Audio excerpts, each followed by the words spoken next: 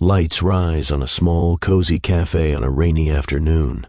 Rain clatters against the windows. The cafe is warm, a refuge of lamplight and the smell of coffee and cinnamon. A woman of indeterminate age, wrapped in layers of mismatched clothing that look worn and patched, sits at a corner table, hands cupped around a paper cup. She has an air of quiet dignity despite the roughness of her clothes. She is Emma. A bell over the door jingles. A man in an immaculate coat enters. He is James, late 30s, sharp suit, an easy confidence that belongs to someone used to commanding rooms. He pauses, takes in the place, then sees Emma. The world narrows. They are about to meet on a blind date. Emma softly, to herself, you chose the worst day to practice disappearing. She straightens a crooked scarf and meets his eyes when James approaches. He hesitates because she's not what he expected. She is not what the photograph his friend sent had promised. James smiling, half apologetic. Emma? Hi, I'm James. Emma, yes. James, sit. The rain insists we stay. James sits, a little unsure. He notices the paper cup in her hands, the buzz of the cafe around them. He places his phone face down, a small, deliberate move. James the First. I'm sorry. The picture Sarah sent, she didn't say you'd be fashionable. Emma shrugs. Fashion is expensive. Rain is free. And conversation is priceless. James laughs. You're funny. Emma, I don't try to be. Humor is how I get through the day. James studies her face. It's clean but tired around the edges. There is a clarity in her eyes that makes his practice small talk stumble. James, so tell me about yourself. Sarah said you work in freelance something? Emma, I collect stories. People tell me pieces of themselves and I stitch them into whatever I can sell. Articles, transcriptions, a biography now and then. It's not steady, but it feeds me. And you? James straightening. I run a company. It's complicated. We make homes smarter, buildings friendlier to people and the planet. Executive stuff. I have meetings and investors and 10 different time zones whispering into my ear. Emma tilts her head. So, you renovate the way people live. Fascinating. Do you also renovate how they talk to each other? James, sometimes we try. The market demands efficiency more than empathy, though. They fall into conversation. It is surprisingly comfortable. Outside, the rain softens. Inside, the cafe shrinks down to just this booth, 2 people leaning in to listen. A waiter arrives with 2 cappuccinos. He recognizes James from the neighborhood. He deposits the cups with a wink and retreats. Emma watches the foam bloom and then stirs sugar absent-mindedly. Emma, do you like opera? James, I attend when someone else is paying. Why? Emma, my grandmother used to hum while she mended socks. She said the high notes pulled the phrase together. She had a way of making the impossible feel like a scene that could be stitched. James smiling. Your grandmother sounds wise. Emma, she was. She taught me to be precise with words and generous with food. They talk about music and mending and then, without warning, Emma mentions something that tilts the conversation. Emma, I used to have an office once, a small one, with a plant that died because I loved it too much. Then I made a mistake. I signed a lease I couldn't afford and my landlord was the sort of man who taught me how to pack quickly. I learned how to be light in the world after that. James's expression softens. Here is a story with edges. His instinct is to reach across the table and steady things.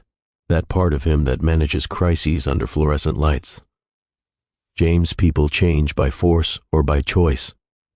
Which was it for you? Emma, by necessity and by learning, but mostly by paying attention to where my feet could take me when my heart didn't know the way.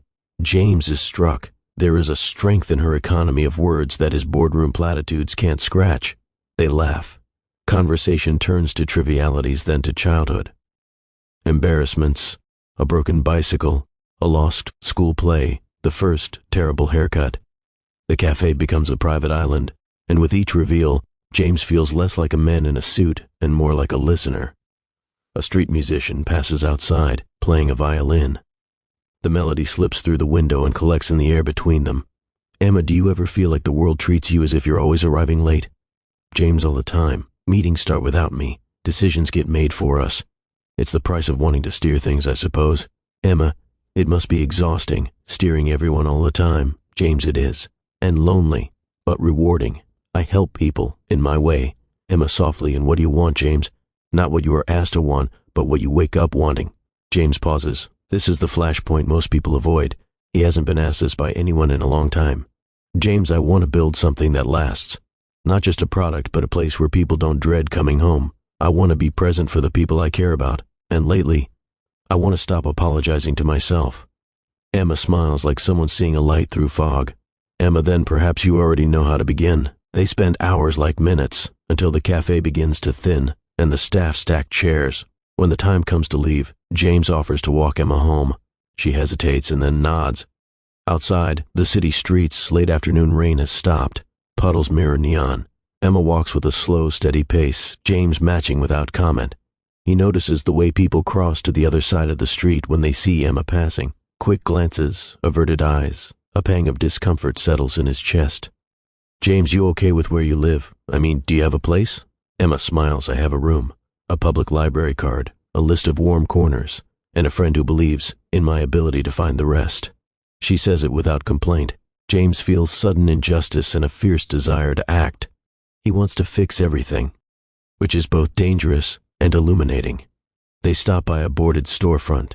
A poster flutters in the gust. By the yellow light of a street lamp, Emma's hand finds a hole in her glove. She keeps walking, as if this is ordinary. James, can I see where you are? Not to pry. I'd like to know the part of you that hasn't been photoshopped into a profile. Emma, surprised you'd like to ask me to show you my small kingdom of boxes and books? That's not how most men ask. James, I don't want to be most men. Emma studies him, weighing curiosity against caution. She senses sincerity. She agrees. They arrive at a narrow building with a single door. Inside, the stairwell smells faintly of lemon and old paper. Upstairs, a small unit contains a mattress, a chest of mismatched crockery, and stacks of papers with carefully labeled tabs. A tiny plant sits in a teacup. The space is tidy and full of life. Emma, I like corners that fit me. It's easier to defend them. James, it's surprisingly lovely. You made a home out of what you have. Emma, that's all anyone can ever do. James notices a framed photograph on a battered shelf. Emma, younger, laughing with a group of people. He picks it up gently. James, who are they? Emma, friends, believers, people who taught me not to fold into the shadows. James feels a warmth that is not just the room. It is a human warmth that industry reports cannot quantify. He stays longer than he expects, and when he leaves, they agree to see each other again. In James's office, a glass tower. James's office has a view that looks like a photograph of a city, endless grids and small moving dots. He walks in with a different posture than usual, as if the previous day's rain had rearranged something in his chest. His assistant, Lucas, notices. Lucas, you're humming. Is everything broken? Is that a positive hum or a we lost a client hum? James smiles positive. I met someone. Lucas, aha. Someone outside the quarterly report section. Tell me, is she walking? Biking? Does she laugh in an alarmingly honest way? James shrugs, amused by Lucas's teasing. James, she'd make a better investor in human happiness than most of my board. She wears things that look like they have histories. Lucas nods appreciatively. Lucas sounds dangerous. Gentlemen, when you say dangerous, the company files a paperwork module, just so you know. James laughs and then pauses. He realizes something uncomfortable. His world and Emma's overlap only in a narrow seam. He hasn't thought about what that seam might cost her. At Emma's small room, night, Emma sits at her small kitchen table, cutting coupons from a paper. Her phone buzzes. It's a message from James. Lunch tomorrow, noon, same place? She smiles, fingers hovering before typing back yes. She tucks a stray hair behind her ear and looks at the photograph on her shelf. Her life has been about careful steps. She closes her eyes and lets herself imagine a different path. Their relationship deepens. Emma's honesty becomes a mirror to James's ambitions. He is drawn to her because she is uncompromisingly sincere. She is drawn to him because he offers stability without asking for applause. But not everyone loves the edges of their world touching. One afternoon, James's sister, Claire, meets Emma. Claire is polished, generous in speech and sharp in glance. She holds a teacup like a small, practiced argument. Claire, charming, careful, Emma. It's a pleasure. James has been different since he met you. You make him laugh. Emma, smiling. That's a dangerous power. I'll be careful with it. Claire, I know James. He deserves someone who can move with his life, not someone he has to carry. Emma's face tightens. She knows what Claire means. It's the old script. People assume she lacks resources, and so they assume she lacks agency. Emma, I move where my choices can afford me. I don't expect to be carried. Claire studies her and with a small reflexive pity tries to hide it with a smile. James sees the exchange. and for the first time recognizes the social friction they will face. He realizes his world will not simply fold around Emma. At a company gala, James introduces Emma to his colleagues. There are whispers, cameras flash. The CEO's companion is unusual. Some people raise polite eyebrows, and some look for scandal where none exists. Emma stands composed, not oblivious to the stares. After the event, they walk through the lobby where a columnist snaps a candid. The photograph lands on a gossip feed by morning with a caption that reduces Emma to a costume. Comments pour in, some curious, some cruel. Emma wakes to a message. Did you see this? It's from an ex-friend. She reads the article and feels the sting of public scrutiny. She calls James. Emma voice, small people are saying things. About me. James steady, I saw. They're idiots. They don't know the story. They never will unless I tell them. Emma, I don't want anyone's pity, James. I don't want you to fight for me because it makes me feel like a charity case. James hears the tremor of fear in her voice. He realizes the danger is not the camera. It is the power imbalance that makes anyone who cares for her feel compelled to protect rather than equal. James then, let's do this together. Not me versus them. Us, she considers, then nods. Emma, fine. Together. They decide to be honest in public, to let their relationship be known not as a spectacle but as a partnership that defies easy narrative. James uses his platform to highlight Emma's writing projects, to invite her to speak on panels about storytelling and resilience. He insists on introducing her as his equal. At first, the board bristles, investors ask questions, competitors print snide comments, but something else happens at the margins. The public begins to listen. Readers discover Emma's writing, and they are moved. A small publisher reaches out. A local radio show invites her to read an essay. Things begin to shift. It is not all triumph. Emma faces microaggressions, questions about hygiene, about employment history, and a stranger once saying, "You look like you need help," as if she had imagined her own life. Each comment is a small knife. But James stands beside her, not to shield every blow, but to be a partner in the conversation. One pivotal evening, they argue. Emma, I don't want to be someone's rescue story, James. I don't want to be proof that you're a saint. I want to be the person you sit next to at the funeral and the one you call at 3 a.m. I want a partner who assumes I am whole, not a project. James, quiet, I don't see you as a project. I see you as a person who matters. I want to share my life, not fix yours. Emma, then show me every day, not in headlines, in small things, in how you let me manage my money if I want to, how you listen when I say no. James thinks. He knows the truth of her request. Equality in a relationship with unequal means is not automatic. It must be negotiated. James, I will try. I will fail sometimes, but I will try harder than I have tried with any product launch. They laugh through the tension, and the argument dissolves into a hug that helps both feel less fragile. Months pass. Emma's pieces gain traction and a small book deal follows. She rents a sunnier room with a modest advance. James celebrates with grocery store flowers because he has learned the economy of meaning. During this time, James faces his own challenges. The company wants to pivot toward a model that may compromise some of his ideals. Board members push for quick profits. He fights meetings with the same vigor he once fought for product metrics, but now there's a new calibration. The stakes are not only quarterly returns, but also the kind of world he wants to build for the people he loves. In a heated board meeting, thinking of seams and humming, James votes against a profit-driven pivot. He loses by 1 vote, and the stock dips. Investors murmur and the press licks its chops. But James doesn't regret it. He stands at the window of his office that night and thinks of Emma, of the small decisions that build character. He texts her a single line. "Dinner? I could use your advice." She answers quickly. "I could use yours too." They dine in a small bistro without fanfare.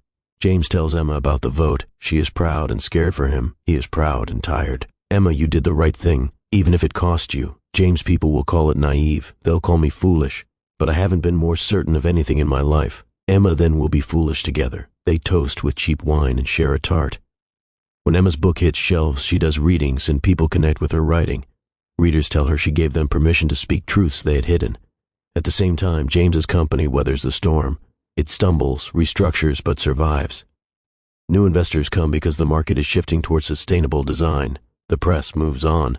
The gossip sediment settles. One crisp morning, James walks into Emma's sunlit apartment carrying 2 mugs. She greets him in a sweater, patched on the elbow that he adores. James, you look like someone who has patched her world and made it warmer. Emma, and you look like someone who has kept his temper in meetings lately. They laugh. Then James kneels, an impulsive, breathless motion that makes everyone in the coffee shop glance up, because love still feels like a small theater trick when it is real. He takes a small box from his pocket. It is simple and quiet. He opens it. Emma, eyes widening. James, I don't have the grandest ring. I have sincerity. I have patience. I have a willingness to fail better with you than succeed without you. Emma, you're infuriating and honest. Of course you'll kneel. Humans are predictable. James's voice trembles. James, Emma, will you marry me? Emma is stunned. The air is a physical thing, thick with the memory of their years together, with the fights and the quiet mornings and the humiliations and triumphs. She thinks of the woman in the cafe, the woman who had learned to stitch seams and hum high notes that pulled phrase together. She thinks of the man who had built towers and then chose to stand on the ground. Emma, yes. They kiss and the cafe applauds like weather. It's small, ridiculous, utterly true. They marry at City Hall with mismatched chairs, guests who mattered, James in a modest suit and Emma in a second-hand dress she altered herself. Years pass with scrapes and victories. Emma teaches workshops. James learns to ask for help. They make a home imperfect and hospitable. One winter night, they rescue a small stray dog shivering under a stoop. They wrap it in an old sweater and name it Patch. Patch sleeps on a pillow between them, ears twitching to the sound of Emma's breath. One evening they sit on their balcony, cups warm between their hands. Emma, do you ever wish things had been easier? That we'd skip the hard parts? James, sometimes. But the hard parts taught us how to be tender. They taught me to listen. They taught me to choose differently. Emma and I learned not to pretend everything's fine when it isn't. I learned to accept an offer without thinking of the strings. They toast small victories and survive ordinary arguments about dishes and lights. Real-life grammar. Years later, in a public talk, Emma says, once I learned to show up as I was, mistakes and all, I began to collect people who reflected back the part of me I couldn't see. Love didn't find me because I was perfect. It found me because I was present. James clutches her hand. A young woman approaches afterward, eyes bright, a thrifted coat wrapped tight. Young woman, you looked like someone I could be. Emma smiling, be, not like, be who you are. The world adapts. People who matter will learn to fit. She steps aside to sign a book. James watches, and in that glow, they both know the improbable truth. Sometimes when a person shows up dressed as if they were nothing, someone chooses to see everything. Lights dim on a pair of hands clasped, on a dog snoozing, on a city that keeps humming. The rain begins again, but they have learned to hum with it.